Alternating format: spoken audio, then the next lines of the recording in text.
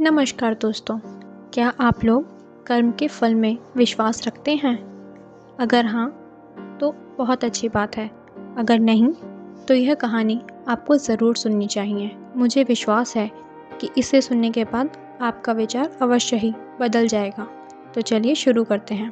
बेटा बनकर, बेटी बनकर, बहू बनकर और दामाद बनकर कौन आता है जिसके साथ तुम्हारा कर्मों का लेना देना होता है। लेना देना नहीं होगा तो नहीं आएगा। एक फौजी था, उसके माँ नहीं थी, बाप नहीं था, बहन बच्चे नहीं थे और शादी भी नहीं हुई थी। अकेले ही कमा कमा कर पैसे फौज में ही जमा करता जा रहा था। तो थोड़े ही दिनों में एक सेठ जी जो फौज में माल सप्लाई करते थे, उनसे उसका परिचय हो गया और दोस्ती भी हो गई।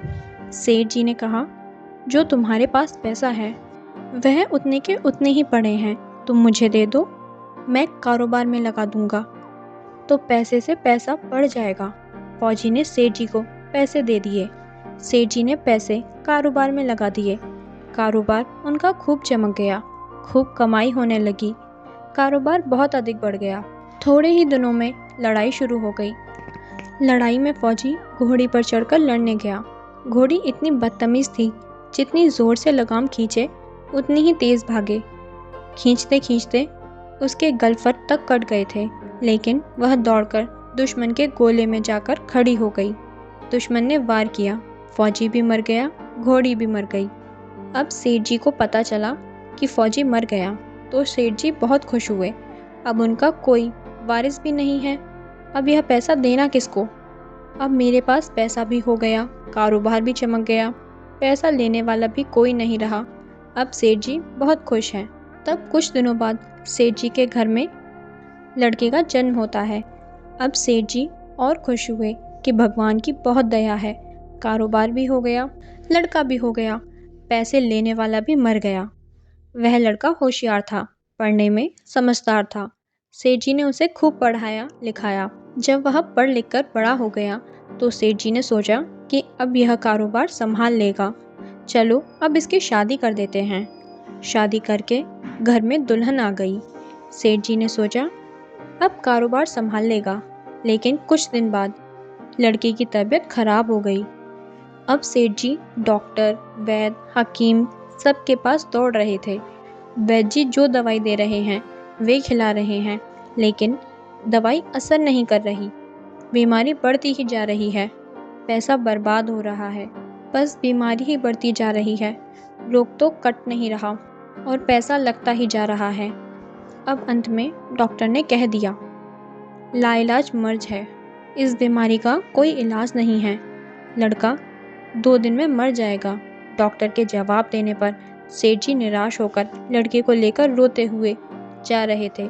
रास्ते में उन्हें एक आदमी मिला। कहा, अरे सेठ जी क्या हुआ, बहुत दुखी लगते हो। सेठ जी ने कहा, यह बच्चा जवान है, हमने सोचा बुढ़ापे का हमारा सहारा बनेगा। शादी होते ही ये बीमार हो गया। हमने इसके लिए खूब पैसा लगा दिया, जिसने जितना मांगा उसे उतना दिया, लेकिन आज डॉक्टरों ने जवाब दे दिया, इसे लाइलाज बीमारी है, अब यह नहीं बचेगा, अब घर ले जाओ, यह 2 दिन में मर जाएगा। अरे सेठ जी क्यों दिल छोड़ रहे हो, मेरे पड़ोस में एक वैद्य जी दवाई देते हैं, 2 आने की पुड़िया खाकर मुर्दा भी उठकर खड़ा हो जाता है, जल्दी से तुम वैद्य जी से दवा ले आओ। सेठ जी दौड़कर गए, 2 आने की पुड़िया ले आए और पैसे दे दिए। पुड़िया खाते ही लड़का मर गया। अब सेठ जी रो रहे हैं, सेठानी भी रो रही हैं और घर में बहू और पूरा गांव भी रो रहा है। पूरे गांव में शोर मच गया। जवानी में सेठ जी की कमर टूट गई। सब लोग रो रहे हैं। तभी एक महात्मा जी आ गए। उन्होंने कहा, क्यों रोना धोना भाई? लोग बोले, इसका एक जवान लड़का था, वह भी मर गया, इसलिए सब रो रहे हैं, सब दुखी हो रहे हैं। महात्मा जी बोले, रोना धोना क्यों? सेठ बोले, महात्मा, जिसका जवान बेटा मर जाएगा वो रोएगा नहीं तो और क्या करेगा? हाँ, कारोबार के लिए पैसा मिला था तो खुशी तो थी। महात्मा, अरे उस दिन तो आपकी खुशी का ठिकाना ही नहीं था। सेठ, किस दिन? महात्मा, जिस दिन फौजी मर गया।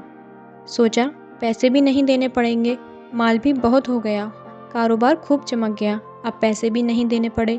बहुत खुश थे आप। सेठ: हाँ महाराज, खुश तो था। महात्मा: उस दिन तो आपकी खुशी का ठिकाना ही नहीं था। कितनी मिठाइयाँ बांट दी थी। सेठ: किस दिन? महात्मा: उसी दिन जब तुम्हारे घर लड़के का जन्म हुआ था। सेठ: महाराज, लड़का पैदा होता है तो सब खुश होते हैं, तो मैं भी हो गया। महात्मा: उस दिन तो तुम्हारे पैर जमीन पर ही नहीं पड़ रहे थे। सेठ: किस दिन? जिस दिन बेटा शादी करने जा रहा था। सेठ: जब बेटा शादी करने जाता है तो हर कोई खुश होता है, तो मैं भी हो गया। महात्मा बोले: जब इतनी बार खुश हो गए तो ज़रा सी बात के लिए क्यों रो रहे हो? सेठ: महाराज, ये ज़रा सी बात है। जवान बेटा मर गया, ये ज़रा सी बात है। महात्मा: अरे सेठ जी, वही फौजी बेटा बनकर आया है। पढ़ने लिखने में, खाने पीने में, शौक श्रृंगार में जितना लगना था और शादी में लग गया। ब्याज दर ब्याज लगाकर डॉक्टरों को दिलवा दिया। अब जो 2 आने पैसे बच गए थे वो वैद्य जी को दिलवा दिए और पुड़िया खाकर चल दिया। अब कर्मों का लेना देना पूरा हुआ। वो कर्मों का लेना देना था, जो हुआ सो हुआ। अब जवान बहुरानी घर में रो रही है। जवानी में उसको धोखा देकर विधवा बनाकर चला गया। उसका कौन सा अपराध था जो उसके साथ ऐसा किया? महात्मा बोले: ये वही घोड़ी है जिसने जवानी में फौजी को धोखा दिया। इसने भी जवानी में उसे धोखा दे दिया। वेद, शास्त्र और पुराणों के साथ साथ सभी संत महात्माओं का भी यही कहना है कि यह संसार कर्मों का लेखा जोखा है। तो इस कहानी के बारे में आपका क्या विचार है, हमें कमेंट बॉक्स में ज़रूर बताएं। और कहानी अच्छी लगी हो तो लाइक कीजिएगा और चैनल को सब्सक्राइब करना ना भूलिएगा। धन्यवाद।